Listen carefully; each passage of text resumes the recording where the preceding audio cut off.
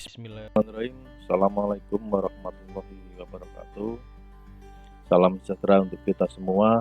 Mudah-mudahan Allah Subhanahu wa Ta'ala senantiasa melimpahkan rahmat dan hidayahnya kepada kita semua, sehingga kita dalam kondisi sehat walafiat, diberikan kenikmatan, nikmat sehat, nikmat semangat dalam kuliah ya. Oke, pada pertemuan yang kedua ini ya dari materi bisnis digital ya, saya akan membahas materi tentang prospek bisnis digital ya. Karena pemahaman tentang prospek bisnis digital akan mempengaruhi pemahaman Anda ke materi-materi selanjutnya ya. Yang pertama, apa itu bisnis ya? Karena bisnis digital itu terdiri dari dua kata ya, bisnis dan digital ya. Kita akan bahas dulu apa makna bisnis ya. Pada semester yang lalu, semester 1, Anda sudah mendapatkan mata kuliah pengantar bisnis. Baik ya, kita akan bahas lagi apa itu bisnis ya. Kata bisnis diadaptasi dari bahasa Inggris, business ya, basi yang berarti sibuk ya, dalam konteks individu, komunitas, ataupun masyarakat ya. Seringkali kita ya dalam bersosial ya, kita sering misalkan ketemu teman ya, bro, sibuk ngapain lu? Masih sibuk bisnis apa nih ya? Jadi orang sibuk itu diidentikan dengan masih menjalankan bisnis seperti itu ya. Sibuk mengerjakan aktivitas dan pekerjaan yang mendatangkan keuntungan ya, itu makna filosofi asal kata dari bisnis ya. Sedangkan dalam materi ini ya, saya akan menjabarkan bisnis dalam sudut pandang ya. Yang pertama dari sudut pandang aktivitas dan sudut pandang entitas ya. Pengertian bisnis dari sudut pandang atau konteks aktivitas adalah suatu kegiatan yang dilakukan oleh perorangan maupun organisasi yang melibatkan aktivitas produksi ya, produksi barang ya, misalkan bisnis namanya bisnis kain ya, produksi mori ya, penjualan, pembelian maupun pertukaran barang jasa dengan tujuan untuk mendapatkan keuntungan atau laba ya. Yang kedua dari konteks entitas ya. Bisnis adalah suatu organisasi, badan lain yang bergerak dalam kegiatan komersil, profesional, atau industri untuk memperoleh keuntungan ya. Itu adalah pengertian bisnis ya, dalam konteks aktivitas dan konteks entitas ya. Sedangkan saya juga akan mendefinisikan bisnis berdasarkan para ahli ya. Ini beberapa buku yang saya kutip ya dari Hughes dan Kapur.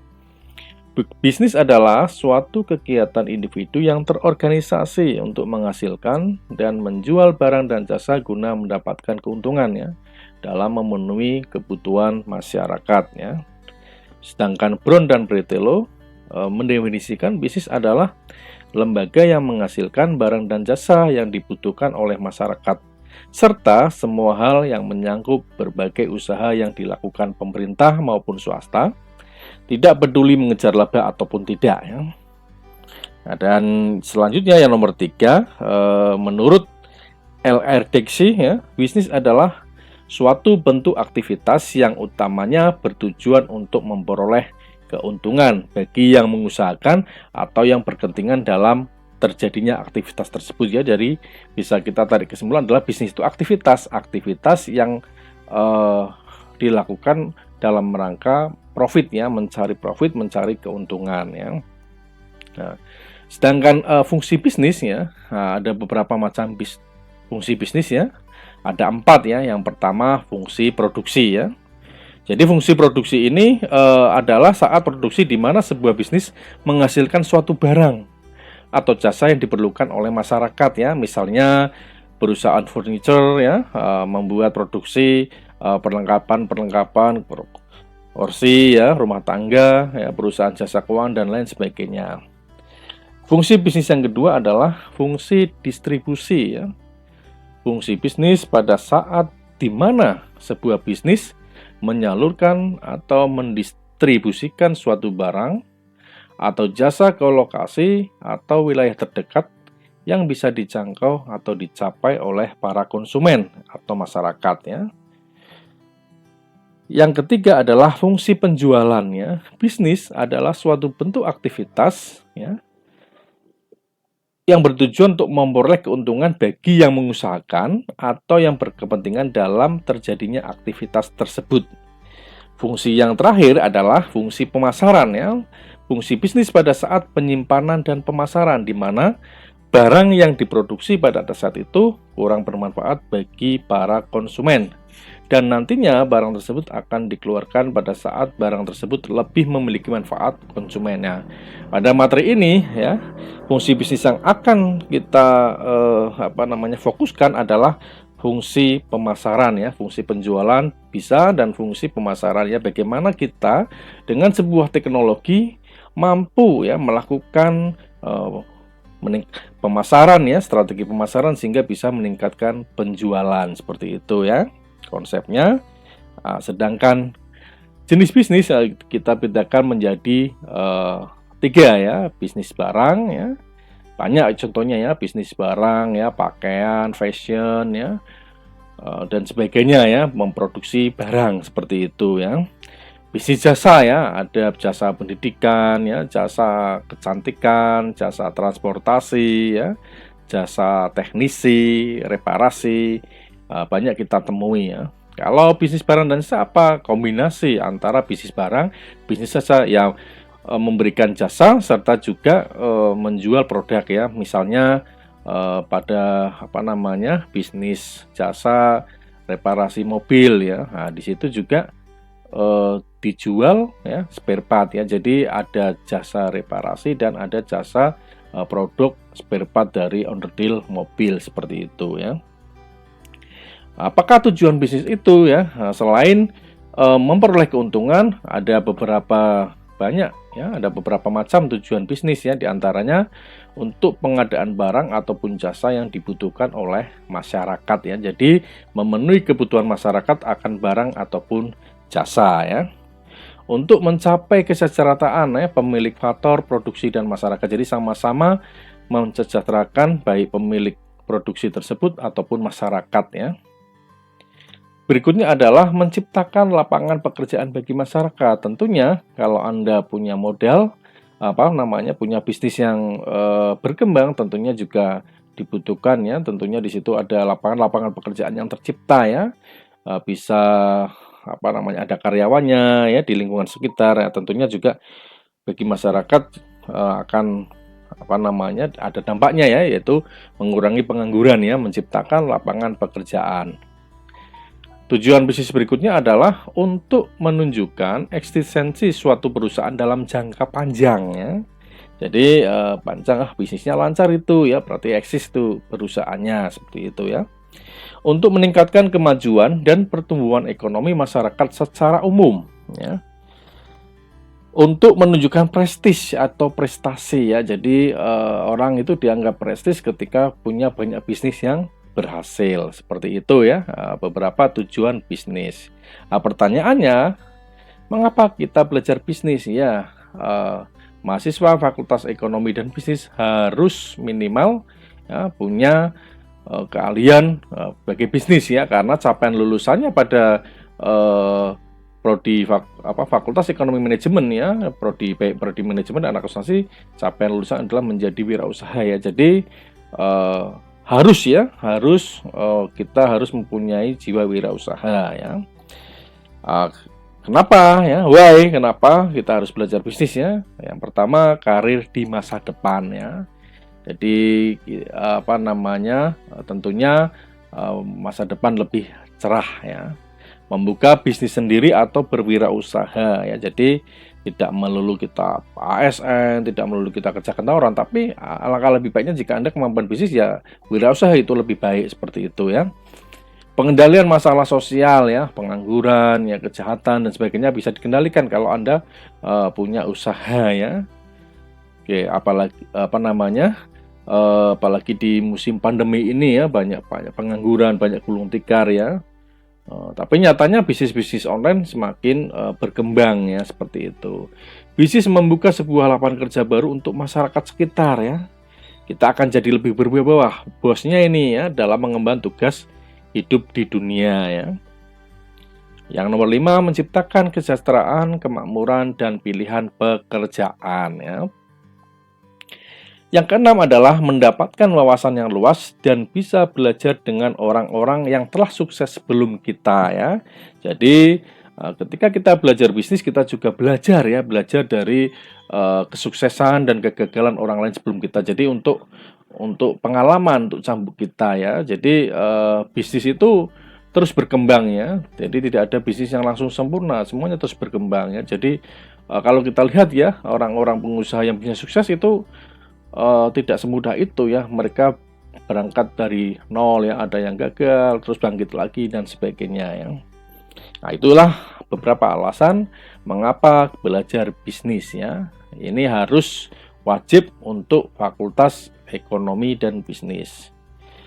Nah, dalam bisnis ada sebuah kesempatan ya. Dalam pepatah juga kita sering mendengar ya, kesempatan terkadang tidak datang 2 kali ya. Apa yang dimaksud kesempatan bisnis? Nah, kesempatan bisnis adalah kesempatan dalam berbisnis yang dapat dieksploitasi secara baik dan menguntungkan ya. Yang mana kesempatan bisnis timbul dari adanya kebutuhan baru atau perubahan akan kebutuhan masyarakat, karena para bisnismen harus jeli dalam melihat kebutuhan masyarakat ya. Kebutuhan masyarakat misalnya kemarin akhir-akhir ini fenomena pandemi ya, maka orang jeli nih, masker laris, hand sanitizer laris itu ya. Bisnis online semakin laris karena apa? PPKM menyebabkan orang mengurangi aktivitas mobil, maka justru orang semuanya beralih ke dunia online ya. Jadi ini yang memiliki kesempatan. Jadi barang siapa bisnismen tetapi tidak melihat perkembangan, tidak berubah ya, maka akan semakin tergilas ya, seperti itu. Maka harus dipaksa ini. Dunianya sekarang dunia sudah online ya. Pandemi, sebelum pandemi dunia online sudah rame, tetapi pandemi dipaksa semua orang harus pemasaran digital ya. Seorang bisnis harus melihat kebutuhan masyarakat dengan proses identifikasi potensi bisnis ya. Bagaimana permintaan masyarakatnya, barang ini kayaknya laku atau tidak, seperti itu diidentifikasi ya. Nanti pada pertemuan ketiga akan kita bahas bagaimana perencanaan dalam kita berbisnis ya. Bahkan antisipasi atas pertumbuhan potensi pasar di masa depan, seperti itu ya. Maka dari itu melihat fenomena sekarang, melihat di era-era sekarang, era revolusi industri 4.0, era society 5.0 ya, dan pasca pandemi ini, bisnis digital atau kita bisa sebut dengan bisnis online ya, merupakan prospek dan peluang bisnis yang sangat menggiurkan di era digital ya. Maka dari itu, mata kuliah bisnis digital ini akan lebih menjelaskan bagaimana melakukan aktivitas bisnis, aktivitas pemasaran melalui teknologi digital yang akan kita bahas di bab-bab berikutnya ya, bisnis digital atau bisnis online ya. Nah, apakah yang dimaksud bisnis digital itu ya? Berdasarkan referensi dari beberapa sumber ya, bisnis digital adalah suatu jenis bisnis yang memanfaatkan kecanggihan teknologi ketika menciptakan sebuah produk ataupun memasarkannya. Tadi tidak melulu tentang memasarkannya melalui online digital, tetapi cara memproduksinya. Misalkan barang tersebut diproduksi dengan sebuah teknologi kecerdasan buatan, itu juga bisa disebut bisnis digital, seperti itu ya. Komputer ya, bisnis digital karena apa? Karena membuatnya menggunakan mesin dan alat-alat canggih ya, seperti itu. Bisnis digital tidak semata terkait dengan penjualan tanpa wujud ya, tidak hanya seperangkat lunak komputer yang kita sebut software ya, juga tidak hanya produk fisik yang dikemas dalam bentuk digital, e-books ya. Namun, lebih dari itu, semua jenis usaha yang menjual produknya secara online atau kita sebut online marketing, baik menggunakan website, aplikasi atau sosial media, termasuk dalam ranah bisnis digital ya, atau sering disebut digital marketing ya. Poin yang nomor 3 ini yang akan kita bahas di bab-bab selanjutnya ya. Bagaimana menjual produk secara online, Nanti kita bahas menggunakan website, kita bahas menggunakan toko online ya, aplikasi e-commerce atau sosial media ya. Nah, kan nanti yang kita fokuskan ke situ ya. Oke, sekarang berbicara tentang bisnis digital, masyarakat sering menyebutnya digital marketing ya, hampir sama ini pengertiannya ya. Nah, kita masuk ke digital marketing. Apa itu digital marketing? Digital marketing adalah semua upaya atau kegiatan pemasaran yang dilakukan dengan menggunakan perangkat elektronik atau internet dan dipadukan dengan berbagai strategi pemasaran ya. Kombinasi ini berbagai strategi pemasaran serta berbagai platform media digital yang memudahkan konsumen atau pelanggan untuk saling berkomunikasi secara online ya. Jadi intinya kegiatan yang pemasaran ya dengan perangkat internet ya, dengan berbagai strategi ya, bisa strategi iklan, bisa strategi sales promotion ya, promosi penjualan atau strategi-strategi lainnya ya, dengan menggunakan platform media digital ya, ada website, ada email, ada marketplace, ada sosial media dan lain-lain ya, yang memudahkan konsumen saling berkomunikasi secara online ya. Kalau dulu mindset bisnis itu kita kalau mau ketemu pelanggan itu harus janjian, harus telepon dan sebagainya. Kalau sekarang bisnis digital ya, kita bisa suatu saat bisa ketemu, berkomunikasi dengan pelanggan secara real time ya, tiap hari ya, kapanpun, dimanapun, seperti itu ya. Oke, sebelum kita masuk ke media digital marketing ya, kenapa ada beberapa alasan kenapa kita perlu digital marketing ya. Ini saya tidak informasinya tidak hoax ya, tapi saya berbicara tentang data ya. Saya akan sajikan data perilaku internet di Indonesia pada tahun 2021 ya. Ini terbaru ya, saya ambil dari Wear Social ya, situs Wear Social seluruh dunia yang saya ambil yang Indonesia. Ternyata cukup mencengangkan ya. Yang pertama adalah kita bicara masalah total populasi ya. Total populasi penduduk Indonesia itu 274,9 juta ya. Dari total populasi ini ya, 274 juta itu ternyata yang cukup menyengangkan adalah pengguna mobil connection ya, yang punya handphone itu ternyata lebih dari 100% ya, yaitu sebanyak 125,6%. Kenapa? Nah, karena tiap orang memungkinkan mempunyai handphone lebih dari satu ya. Ada yang punya dua, ada yang punya tiga, seperti itu ya. Dari data ini kita split kembali, yang menggunakan internet, pengguna internet aktif itu lebih dari 50 ya, itu sebanyak 73,7%. Yang menggunakan media sosial ya, media sosial itu 61,8%. Jadi luar biasa penggunanya, dari tahun ke tahun itu semakin meningkat ya.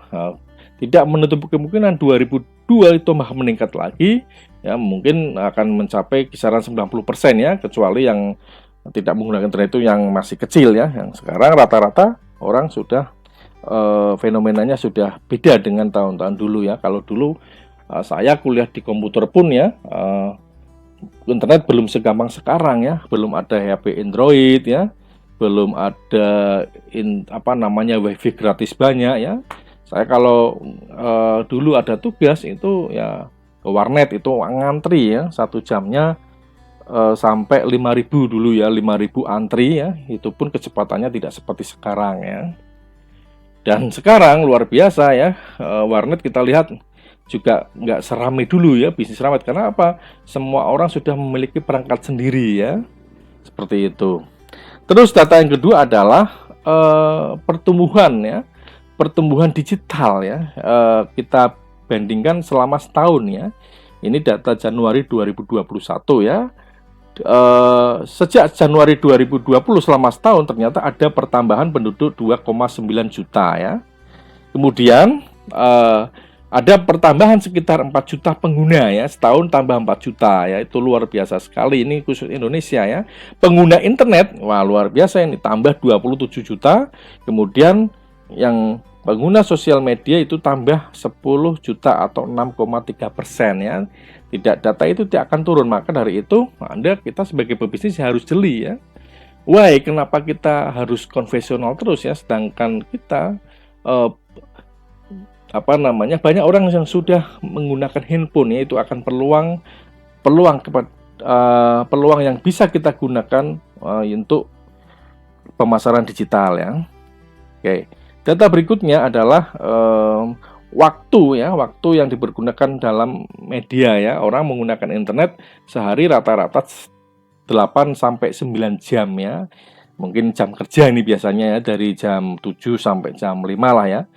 Dari jam 8 sampai jam 4 ya. Orang menggunakan television ya untuk broadcast ataupun streaming 2 jam 50 menit ya. Ini orang menggunakan sosial media rata-rata 3 jam ya, cukup luar biasa ya. Orang membaca berita media online ya 1 jam 38 ya, dan lain sebagainya ya. Kita fokus ke pengguna internet ya, pengguna internet sama pengguna sosial media ya. Jadi kita fokusnya ke pengguna internet dan sosial media ya. Kadangkala penjualan tidak selalu identik di sosial media ya. Jual di marketplace, jual di Google itu juga internet. Ini internet itu semua device ya, menggunakan internet itu mungkin untuk kirim email, pekerjaan kantor, ataupun ngecek katalog harga dan sebagainya, itu termasuk di sini ya. Jadi 8 jam ya, lebih dari 5 jam ya, sekitar seperti itu. Kemudian yang menggunakan sosial media ya, ini dari yang menggunakan spend on media ya. Ini rata-rata ini ya, dari yang menggunakan sosial media, total number itu 170 juta atau 61,8% ya. Oke, ada orang membuat sosial media user itu ada pertambahan 10 juta ya. Oke, orang menggunakan sosial media dengan mengakses mobile phones itu 168 juta ya. Persentase total sosial media user ya yang mengakses via phone itu 99,1% ya. Rata-rata mereka mengakses sosial media menggunakan handphone ya, seperti itu. Sedangkan audience profile ya, yang sering melihat periklanan ya, itu rata-rata ya paling tinggi di kisaran umur 25,34 ya tahun ya. Jadi ini Anda juga bisa melihat grafik ini ya, ketika target market kamu di usia seperti ini. Misalkan Anda jual hijab, jual gamis, itu kan pemakainya kisaran anak-anak muda seperti ini. Ini sangat peluang yang sangat bagus ya. Data berikutnya adalah sosial media platform ya. Ternyata ini yang pertama adalah YouTube ya. Pengguna YouTube 93,% ya. Makanya sejak ada sosial media ya, saya pun jarang menonton televisi ya. Televisi jarang, orang-orang lain juga banyak yang menggantikannya dengan YouTube. Bahkan kadangkala acara televisi lebih mengasihkan ditonton melalui handphone ya, YouTube streaming dan sebagainya ya. Kemudian sosial media yang kedua yang banyak digunakan WhatsApp. Ini yang paling menarik, ini Instagram ini ya, yang tadinya nomor 4. Nah, sekarang malah justru membalap Facebook ini ya. Ini luar biasa ya. Dulu Facebook sosial media nomor 3, sekarang balap di tahun 2021 ini Instagram ya. Padahal di tahun 2020 saya lihat datanya itu masih Facebook yang nomor 3 ya. Ini luar biasa. Kenapa? Karena mungkin menu-menu Instagram yang selalu update untuk anak muda ya. Apalagi ini ada menu-menu baru yang bisa anak muda lebih bisa berekspresi daripada lewat Facebook seperti itu ya. Tapi masih banyak juga sih Facebook ya, sekitar 85,5% ya. Disusul Twitter, Facebook Messenger, Line dan sebagainya. Ini TikTok ya. TikTok juga sudah cukup banyak ini ya, sekitar 8,7%. Tidak menutup kemungkinan setahun ke depan TikTok akan membalap platform-platformnya lain ya, karena saya amati fenomena-fenomena sekarang juga dulu yang TikTok itu dicemooh, sekarang tidak hanya buat joget-joget ya, tapi untuk tip bisnis, tip kuliah, tip pembelajaran, strategi itu banyak dikupas di TikTok ya. Oke. Nah, sedangkan kalau berdasarkan mobil aplikasi ya, itu yang pertama itu WhatsApp ya, yang banyak digunakan ya. Yang kedua adalah Facebook, Instagram ya. Berbeda dari yang tadi, kalau ini aplikasi ya, mobil aplikasi, kalau tadi sosial media ya. Instagram, berempat Shopee ya, ini marketplace luar biasa, disusul Facebook Messenger dan Tokopedia. Oke ya, nah, ini saya data perilaku ya. Nah, ini saya belum menemukan yang data terbaru yang 2021 ini, kayaknya ya mirip-mirip seperti ini ya. Yang toko online yang pertama itu adalah Shopee ya, yang kedua Tokopedia, Bukalapak dan sebagainya ya. Hampir semua orang itu ketika berbelanja online itu menggunakan marketplace Shopee, Tokopedia dan lain-lain ya. Kadang-kala orang belanjanya offline ya, tetapi tetap buka Shopee buat apa? Buat ngecek harga ya, biar kita bisa ngerti harganya dan sebagainya. Kita mau beli barang elektronik ini, misalkan televisi ataupun kulkas ya.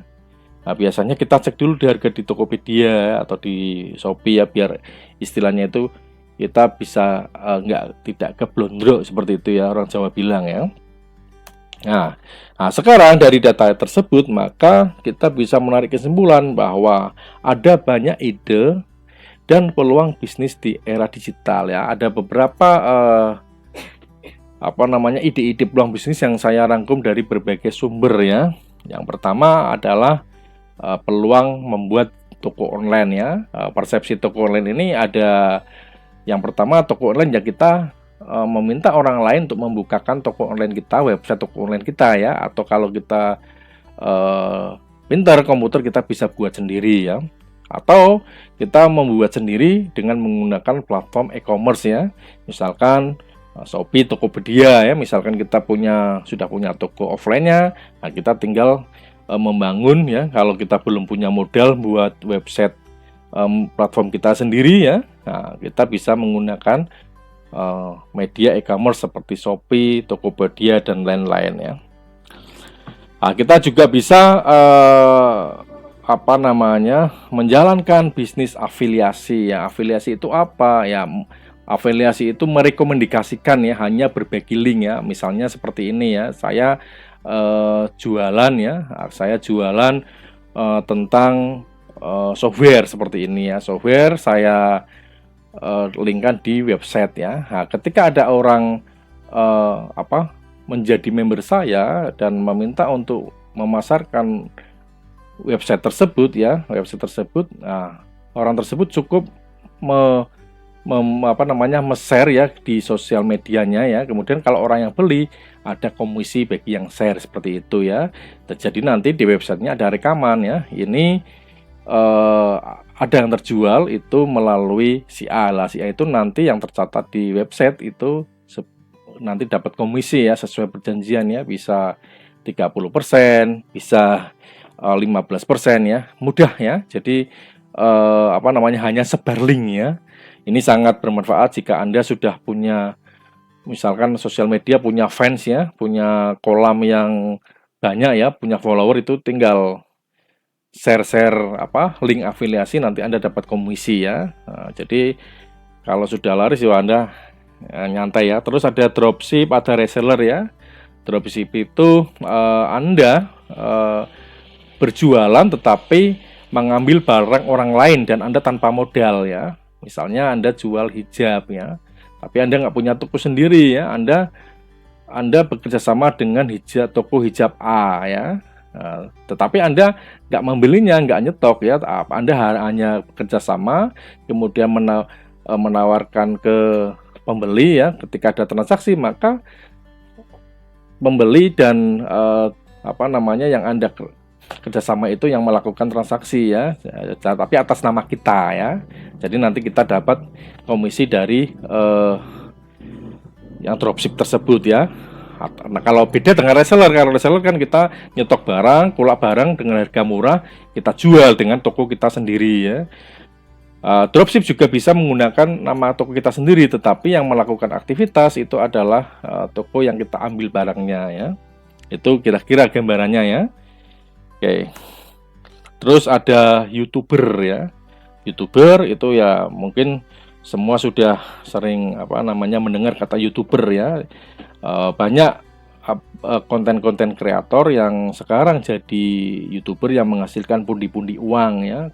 Kok bisa Pak? Iya, ketika YouTube-mu itu punya subscribe yang banyak, jam tayang yang banyak, maka berpotensi untuk dimonetize ya. Nah, nanti di klik monetize ada pengaturannya. Nah, nanti ada yang pasang iklan ya, ada yang beriklan di tempat kalian ya, itu kita dapat uang seperti itu ya. Tapi untuk menjadi YouTuber itu juga tidak langsung secara tiba-tiba ya, perlu kreativitas ya. YouTuber terkenal di Indonesia itu ya kayak Atta Halilintar, Ria Ricis ya, Deddy Corbuzier itu penghasilan dari YouTuber sudah miliaran ya. Bahkan si Atta Halilintar ini nomor 1 di Asia Tenggara ya. Kemudian desain grafis ya, kalau Anda punya kemampuan ya, desain logo ya, desain dan sebagainya ya. Motif-motif apa, bisa batik ya. Sekarang laris ya, tinggal nanti Anda pasang CV di sebuah sosial media, ada yang pesan, ada harganya ya. Nanti juga berkirim file ya, hasil desain itu dikirim file, kalau ada revisi, kalau cocok ya kita menerima jasa tersebut ya. Blogger ya, blogger itu adalah penulis artikel ya melalui website ya. Jadi banyak orang-orang yang terkenal ya, yang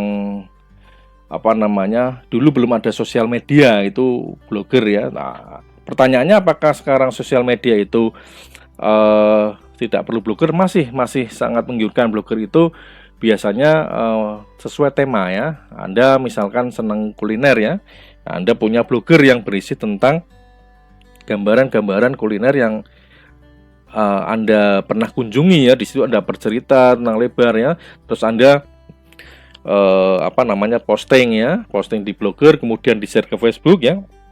Itu kalau juga pengunjung bloggermu banyak, itu juga seperti YouTube ya, bisa dimonetize ya, bisa dipasang iklan dan sebagainya, sehingga kamu bisa menghasilkan pundi-pundi uang ya. Dan juga blogger bisa disisipi dengan soft selling ya.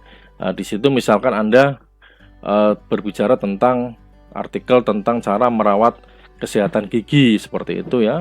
Di sela-sela artikelmu bisa iklan obat sakit gigi, biasanya seperti itu ya. Oke, kita lanjut. Nanti di materi kita juga kita akan latihan membuat blog kreatif di era digital, yang mana blog tersebut selain bisa dimanfaatkan untuk branding kita, juga bisa dimanfaatkan untuk produk-produk ya. Kita jualan produk baik secara soft selling maupun hard selling ya. Kita juga bisa Instagram influence ya, atau endorse nya, itu bisnis yang cukup menggiurkan di era digital ya. Kalau syaratnya apa? Syaratnya kamu punya, kalau Instagram influence itu syaratnya kamu sudah punya follower yang banyak ya. Jadi nanti ada orang yang mempromosikan produk melalui akunmu ya.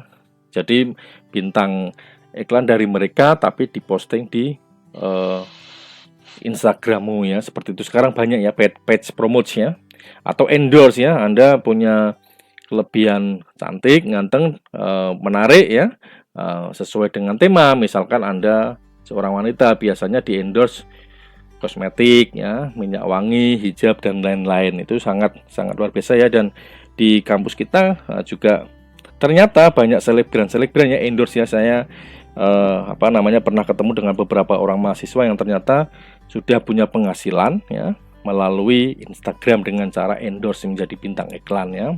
Oke. Kalau social media agency itu adalah kita membuka jasa untuk mengurus ya mengurus sebuah sosial media di sebuah organisasi atau perusahaan ya. Katakanlah di perusahaan itu ingin pemasaran melalui sosial media, tapi tidak ada tenaga, tidak punya kemampuan buat konten, tidak tahu bagaimana cara memulainya. Kita punya jasa ya. Biasanya ada tarifnya ini ya, misalkan tarif 600 per bulan ya, dengan fasilitas kita buat konten sehari 3 yang terdiri dari, kalau Instagram yang terdiri dari feed, story ya, ataupun yang lain seperti itu ya. Terus ada lagi yang lebih mahal, misalkan 1 juta ya, tugasnya seperti itu, konten ya. Jadi kita yang mengatur Instagram tersebut, dan tentunya mungkin ada perjanjiannya dengan kita menggunakan jasa kita sebagai sosial media agency. Tentunya ada pertumbuhan ya, pertumbuhan pertama pertumbuhan follower atau pertumbuhan tingkat penjualan ya, seperti itu. Teman saya itu ada yang beberapa yang kerjanya itu sepertinya di rumah mainan Instagram ya, ternyata yang diurusi Instagram bukan produknya ya, tapi milik orang lain ya, dia hanya jasa ya, kayak istilahnya busernya, buzzer yang terkenal dari sekarang ya, buzzer ya. Buzzer istilahnya ikut memviralkan ya. Kemudian ada jasa pembuatan website ya, ini khusus yang anak-anak komputer, anak-anak TI ya, punya kemampuan buat website, kemampuan buat software. Ini ladang penghasilan bagi Anda, apalagi pandemi ini ya, belum tahu berakhirnya kapan ya, dan dimungkinkan digital itu semakin meningkat. Nah ini ya, ini adalah tantangan peluang dan bisnis di era digital ya, jasa membuat website ya. Website itu paling murah itu ya, yang sederhana itu 1.500.000 ya. Kalau yang ada banyak custom itu nyampe 5 juta, ada yang 10 juta, ada yang 20 juta seperti itu ya. Tergantung dari website itu batasannya apa, seperti itu ya. Kalau hanya untuk sederhana ya, itu 1.500.000 sudah kita bisa ya, seperti itu. Nah, terus menjual produk-produk digital ya, produk yang dikemas tidak dalam bentuk fisik ya. Misalkan apa ya, misalkan jual produk digital, e-book seperti itu ya, e-books ya, banyak sekarang yang tidak dijual fisik tapi dijual digital, e-books dan lain sebagainya. Terus ada jual software ya, ada jual tools ya, tools itu saya banyak ditawari kemarin ya, tools WhatsApp ya, tools email marketing ya, jadi kita bisa email ngeblast dan lain sebagainya ya, otomatis, autoresponder dan sebagainya. Itu adalah beberapa ide dan peluang bisnis di era digital ya.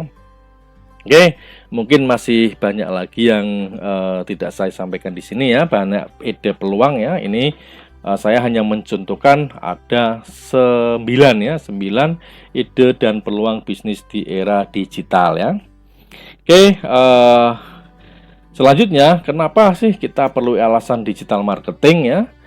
Yang pertama itu adalah kemudahan ya. Mudah ya, pelanggan dapat memesan produk kapanpun, dimanapun, sambil rebahan, sambil tiduran, sambil nonton sinetron ya. Mereka tidak harus berkendara ya, masuk sedikit parkir ya, itu ribet ya. Ada yang tidak suka ya, kita mau motokopi KTP 500 parkirnya 2000 ya, itu sangat ekstrim ya. Melewati gang yang panjang mencari barang ya, kalau lagi macet ya, mereka tidak harus berkendara hanya untuk menemukan barang yang dicari sudah habis ya. Informasi yang kedua ya, pelanggan memperoleh informasi yang tadi saya sampaikan ya. Kadangkala kita bingung ya. Nah di situ lewat digital marketing ini ya, pelanggan ini alasan dari sisi konsumen ya. Kalau dari alasan kita sebagai produsen ya, tadi ya, kita bisa menjangkau pasar yang lebih luas. Kalau ini alasan kenapa kita digital marketing bagi konsumen ya. Konsumen itu bisa memperoleh informasi tentang perusahaan, produk, dan pesaing ya, sehingga dapat lebih selektif dalam harga-harga. Jadi terkadang ya ada beberapa hal yang mempengaruhi keputusan pembelian ya. Ada orang melihat dari harganya, ada orang melihat dari kualitas produknya, ada orang yang melihat dari kepercayaan kepada tokonya ya. Itu sangat mudah sekali. Makanya persaingan orang bagaimana kita bisnis itu bisa cepat diketahui oleh pelanggan. Oh, ternyata ini bagus ya. Oh, unikal gini ya, langsung daftar seperti itu ya. Biaya murah ya, mencegah biaya pengolahan toko, sewa, asuransi, dan prasarana, membuat katalog digital dengan biaya yang lebih murah ya. Alasan berikutnya adalah banyak media pilihan ya. Jadi Anda jangan khawatir ketika Anda tidak punya uang untuk membuat website sendiri ya. Banyak yang gratis ya, menggunakan sosial media, menggunakan toko online dan lain sebagainya ya. Kita juga perlu sesuaikan dengan target market kita ya. Target market kita itu di mana sih ngumpulnya ya. Ada apa yang di WhatsApp, apa di Facebook atau Instagram atau di marketplace. Nah, nanti kita bisa riset ya seperti itu. Memperluas jangkauan pemasaran ya. Kita bisa menjangkau pasar yang lebih luas ya, tidak hanya luar kota ya, tidak hanya luar provinsi, bisa berpotensi luar negeri yang secara tidak langsung akan meningkatkan omset penjualan ya. Kalau Anda mengandalkan toko offline ya maka jangkauan pemasaran itu saja ya.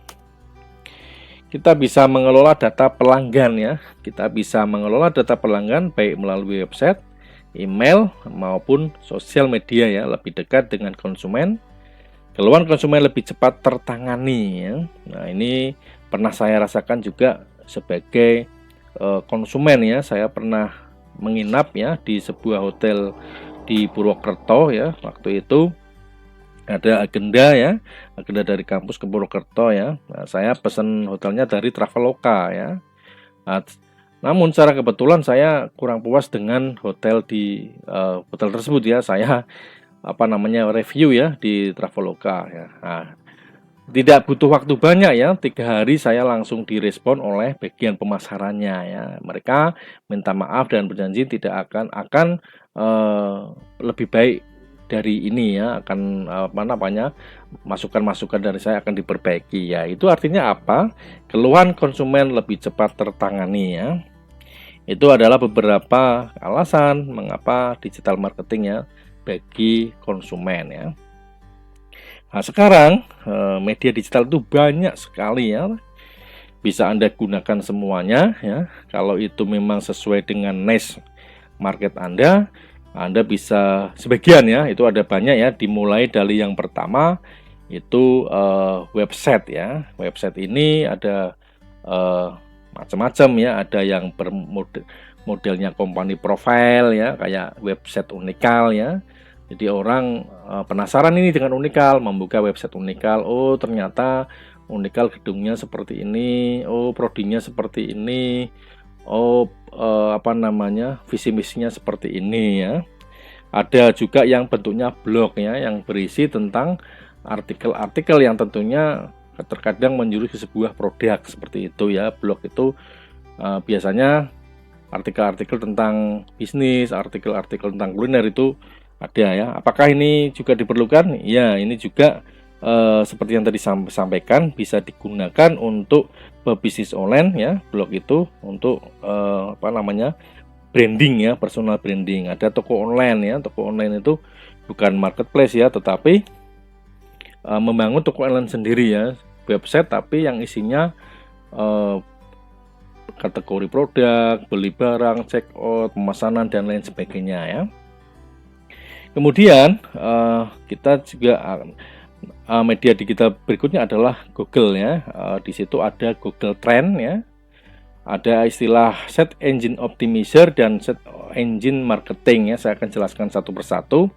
Google Trend mungkin ada yang sudah tahu, ada yang belum tahu ya. Google Trend itu adalah suatu mesin pencarian Google yang berguna untuk mencari apa yang sedang tren ya. Oke, sebagai contohnya saya akan buka langsung internet saya ya. Nah, oke. Nah, saya akan masuk ke namanya Google Trend ya. Oke, sebentar koneksinya. Google Trend ini. Oke. Jadi Google Trend itu di situ kita bisa bisa mencari ya, misalkan kita mau bisnis apa ya. Nah, ini sudah muncul. Ketik aja di sini ya, Google Trend ya. Nah, Google Trend ya. Kita ketik aja, misalkan di sini Google Trend ya. Google Trend. Google Trend kita klik ya. Oke, kita klik di sini ya, Google Trend. Trend google.co. Misalkan kita punya ide apa bisnis, saya mau jual gamis, apakah masih tren atau tidak ya? Trennya di kota mana saja ya? Terus, nah ini kita cari aja nih, temukan apa yang dicari dunia. Kita masukkan aja, misalkan kita mau jual apa? Kita mau jual misalkan kemeja batik ya, kemeja batik ya, misalkan. Saya enter nih, saya enter. Nah di situ ada penelusuran ya. Di sini kita bisa pilih, kita tentunya Indonesia ya. Nah, terus kita akan mencari yang tahun kapan ya, bisa 12 terakhir, tahun terakhir, 12 bulan terakhir, 30 hari terakhir, atau 90 hari aja ya. Misalkan 3 bulan terakhir ini apakah kemeja batik banyak yang nyari ya. Nah ini datanya didapat dari mana ya? Orang ketika masuk ke Google cari jual kemeja batik ya, itu akan akan diakumulasi oleh Google. Ini diklik 90 hari terakhir. Oke ya, saya ulangi lagi nih, ada kesalahan. Coba saya lihat lagi, 30 hari terakhir. Ini internetnya ya, lagi 12 hari terakhir. Oke, mungkin lagi error nih ya, saya ulangi lagi. Trend, Google Trend ya, Google Trend. Oke, Google Trend ya, Google Trend. Nah, tadi kita akan masuk, kita cari nih di sini ya, kemeja batik. Oke, kemeja batik. Nah kita ya, coba ini cari error lagi nggak ya, 90 hari terakhir ya.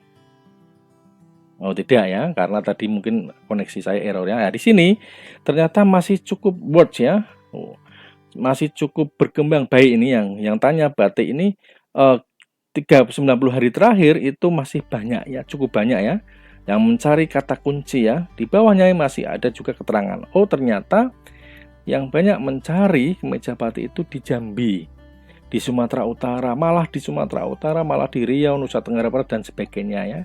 Nah, data ini buat apa ya? Buat kita ya, misalkan kita bermain di Facebook ya, maka kita bisa mencari pertemanan orang-orang yang berdomisili di Jambi ya.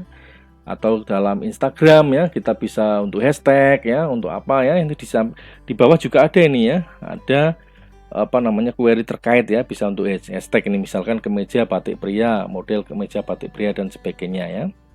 Oke, nah di sini juga bisa diklik ya, kalau biasanya bisa diklik ya, kalau tidak error nih internetnya ya. Oh ternyata tidak cukup penelusurannya. Nah seperti itu teman-teman ya. Oh seperti itu, jadi bisa diolah ya. Kita juga bisa bandingkan ini di sini kemeja dengan misalkan kita mau jual gamis ya. Bagus mana ini kemeja sama gamis ya? Nah ternyata bagus gamis ya. Kayak 30 hari terakhir itu yang merah ini lebih tinggi dari yang biru ya. Nah ini ya, kita bisa lihat nih ya, query itu Google Trend ya. Kita itu yang namanya Google Trend ya. Kemudian di bawahnya adalah Search Engine Optimizer ya, bagaimana kita mengoptimalkan mesin pencari Google agar menemukan website kita ya, atau Instagram kita ya. Misalkan seperti ini ya, misalkan ketika ada orang yang nyari misalkan di Google ya, biasanya orang itu kan tanya di Google ya, misalkan di Google, misalkan cara mengatasi sakit gigi itu ya. Nah ini enter, saya sakit gigi nih, saya biasanya nggak tanya ke dokter dulu, tanyanya ke mana, ke Google ya. Ini yang nomor 1 ini itu biasanya orang yang kliknya ini tanya website yang luar biasa ini ya, SEO-nya bagus ya, apa ada di ranking pertama seperti itu ya. Ini Search Engine Optimizer ya, biasanya apa? Melalui keyword ya. Misalkan saya punya website ya tentang komputer, tentang biasanya di keyword pencarian itu saya kasih beberapa kata kunci ya. Misalkan cara membuat website, cara mengatasi error pada website dan lain sebagainya. Ya, ini jadi kalau website Anda masuk atau apapun sosial media Anda masuk ke 10 ya, ke ranking 1 sampai 10 itu luar biasa ya. Di tempat Sindiwa pun sudah bisa ya. Misalkan ini pernah ini ada misalkan ada tutorial ya, kedua tutorial optimasi Microsoft Word misalkan ya. Ini ada ya, ini ada juga ini ya, banyak ini ya. Ternyata ya ini selain YouTube ya, blog saya ini nomor 1 ini ya. Saya pernah menulis artikel buku tentang optimasi Microsoft Word ya. Ini juga saya tidak membayar ini, tidak bayar iklan, tetapi berdasarkan kata kunci. Dan yang paling terpenting adalah website ini sering dibuka oleh orang lain ya, tingkat view-nya tinggi ya. Maka oleh sebab itu kenapa kadangkala ada beberapa website yang judulnya memancing kita untuk membuka, padahal kadangkala tidak sesuai dengan isinya ya, seperti itu. Itu adalah biasanya trik untuk agar kita bisa membuka agar website kita dikunjungi ya. Tidak hanya website YouTube itu ada kadang judulnya tidak sesuai dengan isinya ya. Itu yang namanya search engine optimizer ya. Kalau search engine marketing ya, pemasaran ya, berarti apa? Ini berbayar ya, kita masang iklan menggunakan Google Ads ya. Contoh nih misalkan kita mau, ada orang nih punya penyakit wasir nih ya. Ketika kita klik obat wasir, klik, maka apa? Ini obat lagi ya. Nah, di sini biasanya ada iklan ya. Nah, ini kebetulan nggak ada iklan, saya ganti lagi obat mengatasi obat ambeien misalkan ya. Biasanya di sini ada ini ada tulisan iklan ya. Ini iklan ya. Iklan ini berbayar. Ini orang bisa nangkring di halaman utama karena dia membayar ya, bukan ada tulisannya iklan ya. Jadi ini yang nomor berapa berikutnya. Nah, ini yang Hello Sehat ini tidak berbayar ya, dia hanya menggunakan search engine optimizer seperti itu ya. Oke. Atau di search engine optimizer itu ada kadangkala muncul di iklannya, dimunculkan di kotak pencarian ya, ada juga dimunculkan di website orang lain ya. Kita sering buka buka situs misalkan ya, buka situs misalkan detik sport ya, detik.com ya. Itu biasanya ada iklannya ya. Itu biasanya orang itu iklannya melalui Google terus ditempatkan di yang sudah bekerja sama ya, atau YouTube ya. YouTube kadang-kala kita iklan di YouTube, tetapi biasanya iklan-iklan di seperti di online ini kadangkala tingkat responnya kecil ya. Kenapa? Ya, biasanya orang males ya, akan di skip seperti itu. Tapi masih banyak juga orang yang beriklan di sini, ini iklan semua ini ya, banyak iklan ya. Seperti itu, kadangkala ini juga responnya kecil ya, masih besar ketika melalui mesin pencarian ini ya. Seperti itu. Oke, ada email marketing ya. Email marketing itu biasanya perusahaan itu punya data ya. Kenapa mereka dapat email kita? Waktu kita mungkin pas membeli barang suruh ngisi email ya, mereka ada produk mesti kita email lagi. Ini juga tingkat responnya kecil ya, tidak besar karena orang jarang membuka email ya. Biasanya email itu hanya untuk pendaftaran akun ataupun kerjaan.